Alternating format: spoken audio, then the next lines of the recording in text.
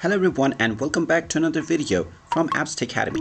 In this video, I'm going to show you how to zoom out from your window on Gmail. So let's get started right away. First of all, open up your web browser and then log into your account by typing in gmail.com in the address bar and pressing enter.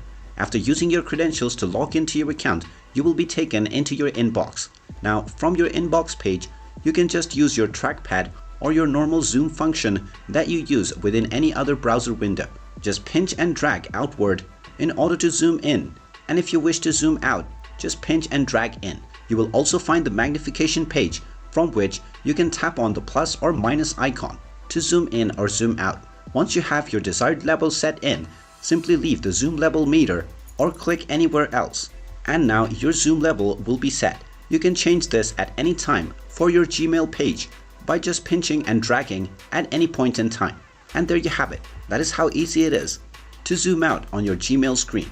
If you find this video helpful, make sure you hit that like button and subscribe to our channel if you haven't done so already. Also ring that notification bell to never miss another update from us. Thank you for watching, and I will see you again in the next video.